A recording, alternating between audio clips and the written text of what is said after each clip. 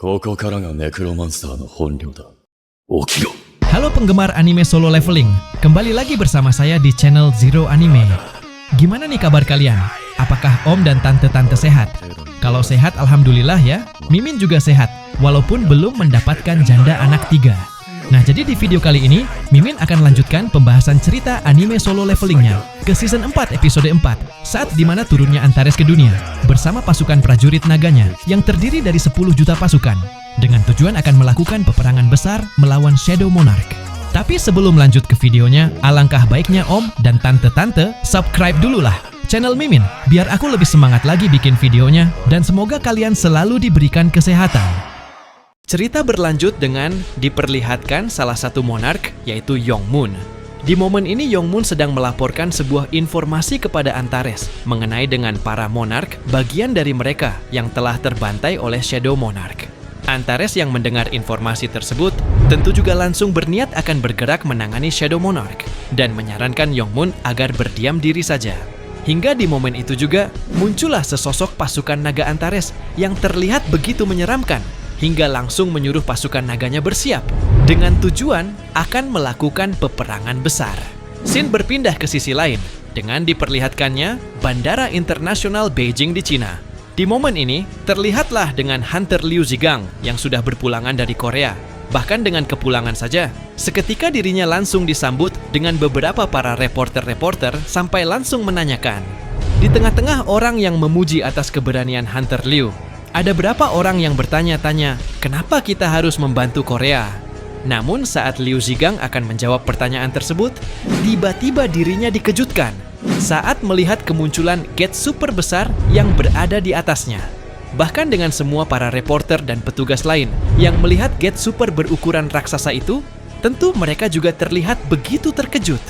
Hingga di momen kemunculan gate berukuran super besar di Cina, juga tersebar ke seluruh dunia. Ketua Wojincul yang melihat berita tentang gate itu, ia pun juga langsung memberitahukan hingga menjelaskan kepada Jinwo. Tapi saat Jinwo melihat gate super hingga bisa menyadari dengan adanya perbedaan yang begitu jauh, ia pun langsung memberitahukan kepada Wojincul dengan keyakinannya kalau gate yang sedang bermunculan di seluruh dunia saat ini adalah gate musuh. Kemudian menanyakan dengan diiringi tatapan yang begitu tajam berwarna janda, "Ketua, apa kau mempercayaiku?" Akan tetapi setelah Wojincul menjawab pertanyaan tadi dengan ekspresi yang begitu kurang meyakinkan, tiba-tiba Jinwo mencoba menghampiri Wojincul dengan tujuan agar bisa mempercayai dengan apa yang ia katakan tadi. Ia memberitahukan Wojincul dengan cara menodongkan salah satu jari yang tepat berada di kepala Wojincul. Setelah itu, muncullah momen-momen gambaran para rulers, monster, Shadow Monarch as born, hingga beberapa para monark yang berada di pikiran Wojincul. Bahkan di momen itu juga Wojincul tak bisa menyadarkan dirinya melainkan selalu melihat gambaran-gambaran peperangan besar antara monark dan rulers. Dan saat Jinwo sudah selesai, betapa panik dan terkejutnya ketua Wojincul ketika melihat gambaran-gambaran yang tadi Jinwo perlihatkan. Mustahil, bagaimana bisa kejadian seperti itu? Selama ini aku berpikir kalau dewa memberkahi sejumlah manusia dengan kekuatan spesial. Dan karena itu kupikir kita harus menghadapi monster demi melindungi umat manusia. Tapi kalau yang diperlihatkanmu tadi, barusan itu kebetulan, maka kesimpulanku selama ini cuman kesombongan belaka. Aku salah paham tentang segalanya. Tidak habis pikir, seorang Hunter Awakener itu orang yang bisa selamat dari perang sesungguhnya. Seolah-olah menyaring manusia supaya cuman beberapa yang terpilih selamat. Ini bukan perang antara manusia melawan monark, melainkan monark melawan rulers. Perang antara kedua pihak dengan kekuatan maha dahsyat. Hingga di momen itu juga, Wojincul langsung menanyakan kepada Jinwo dengan apa yang akan ia lakukan agar bisa membantunya. Keesokan harinya, terlihatlah dengan beberapa perwakilan dari seluruh dunia yang sedang berkumpul di ruangan aula. Mereka yang hadir di sini cuma ingin mendengarkan sebuah informasi penting. Mereka dikumpulkan oleh ketua Wojincul sesuai permintaan dari Jinwo. Hingga di momen itu juga, datanglah salah satu manajer yang langsung menanyakan kepada Wojincul, "Apa yang dikatakan Hunter Sung padamu kemarin? Aku tidak pernah melihat wajahmu sepucat itu." Mendengar itu Wojincul pun tentu menjawab, "Tidak apa-apa kok sayang."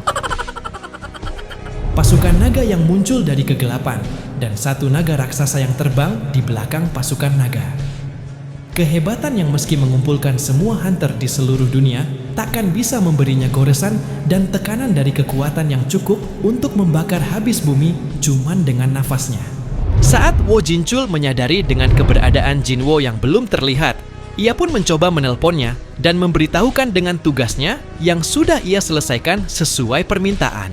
Namun saat teleponnya sudah terangkat hingga menanyakan keberadaan Jinwo, tiba-tiba muncullah Jinwo dari arah belakangnya yang membuat dirinya terlihat begitu terkejut hingga langsung mengeluarkan perkataannya.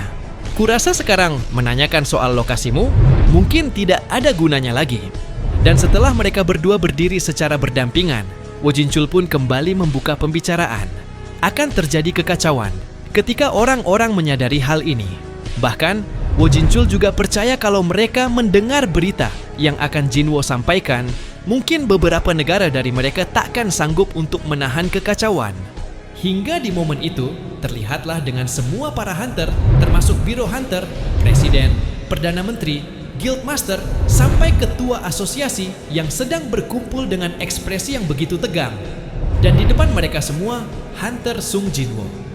Semuanya berharap Jinwo mengatakan, gate kali ini juga bisa diselesaikan tanpa adanya permasalahan. Tapi mereka malah mendengar hal sebaliknya. Jinwo memberitahukan kepada mereka bahwa kali ini adalah masa-masa yang sedikit sulit untuk semuanya. Bahkan ia juga yakin tidak ada satupun manusia yang akan bisa berpaling dari peperangan. Nanti mereka akan muncul dan menghancurkan segala sesuatu. Mereka yang mendengar hal tersebut tentu merasakan hawa kepanikan dan tak percaya dengan apa yang dikatakan oleh Jinwo. Bahkan dengan hunter yang menjadi hunter ustad, ia pun juga panik hingga langsung mengeluarkan perkataan dengan menanyakan ke Jinwo. Maksudmu kau ingin mempercayai yang dikatakanmu barusan? Bukankah itu berarti hunter tingkat nasional pun tidak mungkin bisa menghentikannya? Jinwo menjawab, ratusan beast yang lebih kuat dibandingkan Kamish akan muncul. Mereka ini malah petaka terbesar bumi. Bahkan mustahil hunter tingkat nasional menghentikannya. Namun setelah Jinwo mengatakan hal itu, entah kenapa mereka tak percaya dengan apa yang dikatakannya tadi. Dan hanya saja mereka akan percaya kalau Jinwo memberikannya sebuah bukti. Hingga di momen itu tampak semua orang-orang, bahkan Biro Hunter seketika dibuat sangat dikejutkan saat melihat kekuatan janda yang membuat sebuah gate yang terdiri dengan begitu banyak yang membuat para hunter sampai bertanya-tanya, bagaimana hal seperti ini? Bukankah itu gate Hunter Sung Jinwo membuka gate? Dia memunculkan sejumlah gate dalam waktu yang sama. Melihat kepanikan para hunter, Jinwo pun kembali memberitahukan dengan musuhnya kali ini dapat menciptakan gate dimanapun dan kapanpun. Bukan hanya itu, Jinwo juga memberitahukan mereka soal pasukan musuh yang sangat banyak. Di sisi presiden yang terlihat begitu cemas dan panik, ia pun juga langsung mengeluarkan perkataannya dengan nada yang begitu berdesah. Hunter Sung Jinwo, bukannya kau juga salah satu dari mereka? Pasukan dari gate super pertama, bukankah mereka juga harusnya datang untuk membunuh kami? Bahkan, David Brannen juga bertanya kepada Jinwo dengan apa yang akan mereka lakukan ketika gate yang Jinwo katakan tadi akan muncul. Jinwo menjawab dengan menyuruh mereka agar menjauh sejauh mungkin dari gate dan menyuruh mereka agar tidak mendekati gate. Dampak yang ditimbulkan dengan adanya pemberitahuan ini sangatlah besar. Bersamaan dengan peringatan beast yang kekuatannya tidak dapat ditangani oleh manusia akan bermunculan. Mereka yang ketakutan berusaha sekeras mungkin untuk melarikan diri. Scene berpindah ke sisi lain dengan diperlihatkannya sebuah pulau dengan adanya sebuah kastil kerajaan. Dan di momen ini terlihatlah dengan Jinwo dan Beru yang sedang melihati kastil tersebut. Bahkan dengan ekspresi yang begitu termenung, tiba-tiba Jinwo menyuruh Beru menghantamkan kepalanya ke tanah. Kemudian menanyakan, ini yang kau maksud rumah kecil untuk beristirahat? Jelas-jelas ukurannya jauh lebih besar dari kata rumah. Namun setelah Beru menjawab pertanyaan dari dirinya, tiba-tiba dirinya kembali melihat sebuah bendera yang menancap di atas hingga langsung kembali menanyakan kepada Beru. Tapi bertepatan dengan itu, datanglah Belion yang tiba-tiba menghantamkan kepalanya sebagai penjawaban bahwa dirinya lah yang mempunyai ide tersebut. Bahkan di momen itu juga, Jinwo menanyakan kepada Belion, mengenai dengan apa yang terjadi kepada para pasukan bayangan jika Shadow Monarch akan mati. Kalau aku mati, apa kau sebagai Grand Marshal akan mengambil alih pasukan bayangan? Belion menjawab dengan memberitahukan bahwa hidup mereka bergantung kepada sang monark. Dalam arti ketika Shadow Monarch mati, mereka juga akan kembali ke kehampaan. Bertepatan dengan itu, datanglah si Igris di belakang Jinwo yang juga langsung membuka pembicaraannya.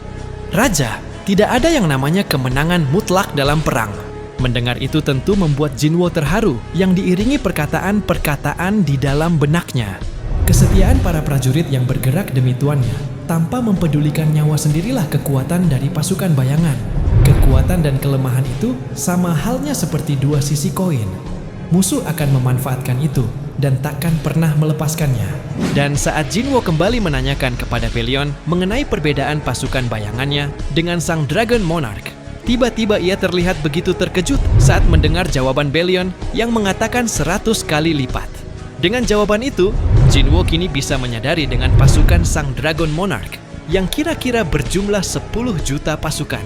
Sin berpindah ke sisi lain dengan diperlihatkannya salah satu hunter rank S dari Kanada yang bernama Jay Mills. Di momen ini Jay Mills masih saja tak percaya dengan peringatan yang dikatakan oleh Jinwo waktu itu.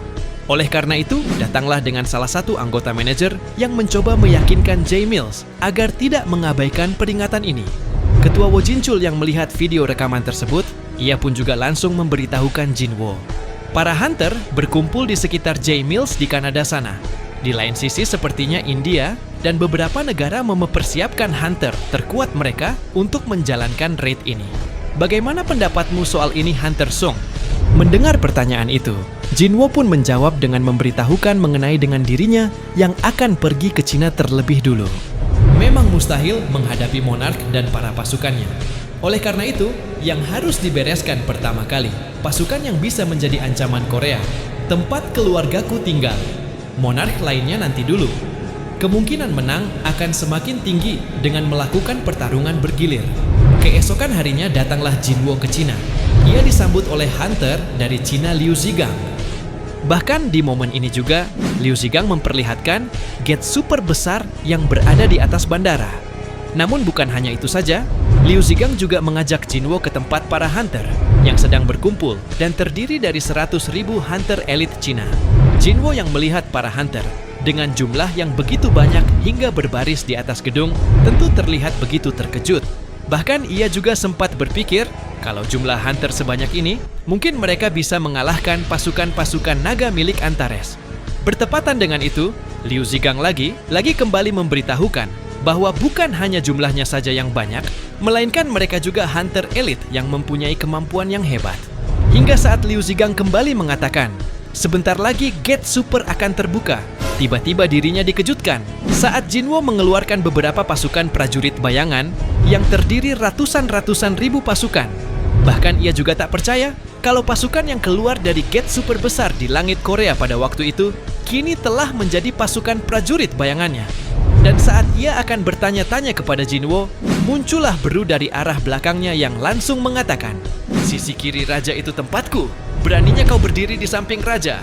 Bertepatan dengan momen itu, tiba-tiba semua para hunter diributkan saat melihat gate super besar di atasnya yang kini telah terbuka. Di sisi Jinwo yang terlihat begitu termenung, keluarlah perkataan Belion yang langsung memberitahukan mengenai dengan dirinya yang tidak merasakan hawa akan tanda kemunculan prajurit pasukan naga Antares. Mendengar itu, tentu Jinwo terlihat begitu terkejut, hingga langsung menanyakan bagaimana dengan yang lain. Belion menjawab, menurut prajurit yang tersebar, katanya semuanya sama saja. Mendengar hal tersebut, tiba-tiba ekspresinya berubah menjadi kepanikan, karena telah menyadari kalau dirinya yang salah dalam memperhitungkan para monark. Kupikir para monark memunculkan gate di seluruh dunia untuk menyebarkan pasukannya. Namun ternyata semua pasukannya jauh difokuskan dari tempatku. Sin kembali berpindah ke sisi lain dengan diperlihatkannya sebuah gate super yang berukuran raksasa di Kanada. Di momen ini semua para hunter, termasuk orang biasa, mereka berkumpul di bawah gate yang dipimpin oleh salah satu hunter rank S, yaitu Jay Mills. Jay Mills yang terlihat begitu pede, tentu tak bisa merasakan hawa akan ketakutan sedikit pun. Bahkan dengan orang-orang yang berada di sana, mereka memberi kepercayaan kepada Hunter J. Mills yang akan melindunginya.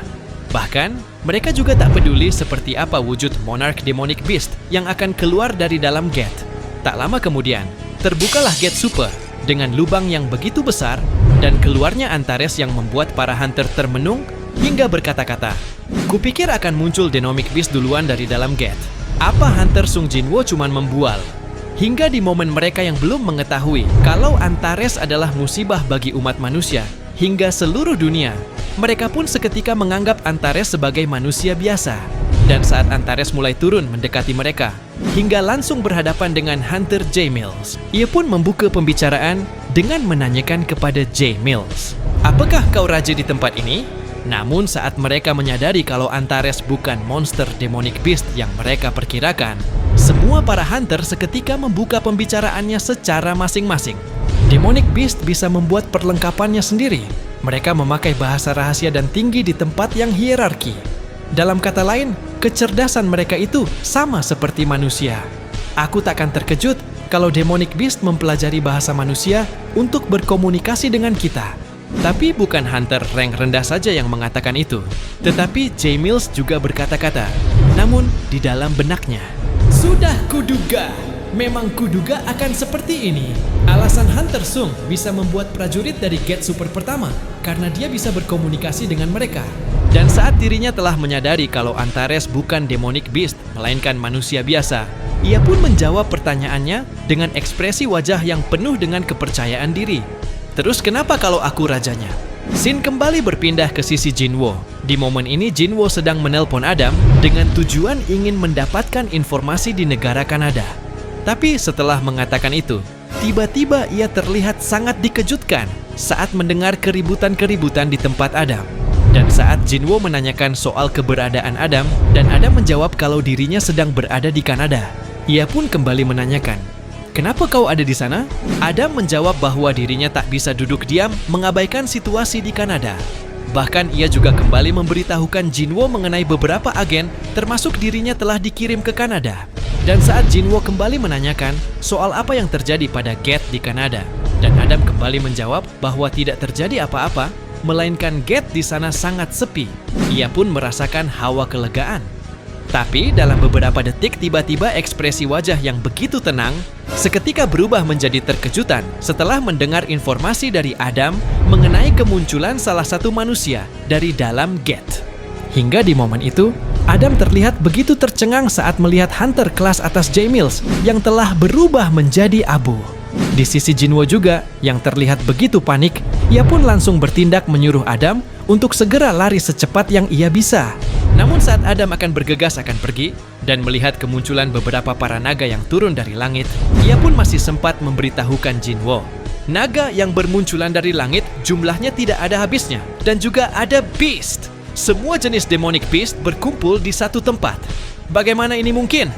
Mendengar hal itu dengan ekspresi yang begitu menyedihkan, ia pun berniat menyelamatkan Adam dengan cara mengendalikan pasukan prajurit bayangannya yang ia taruh di bayangan Adam.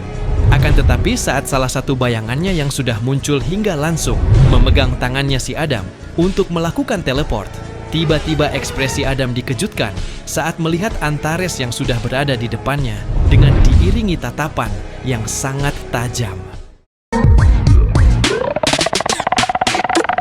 Nah, jadi inilah keseluruhan cerita dari video anime Solo Leveling Season 4 episode 4 kali ini. Untuk episode selanjutnya, Mimin akan upload secepatnya ya. Dan terima kasih buat kalian yang sudah menonton video ini sampai selesai. Dan jangan lupa untuk mengklik tombol subscribe, like, dan komen sebagai support dan dukungan untuk saya di channel ini.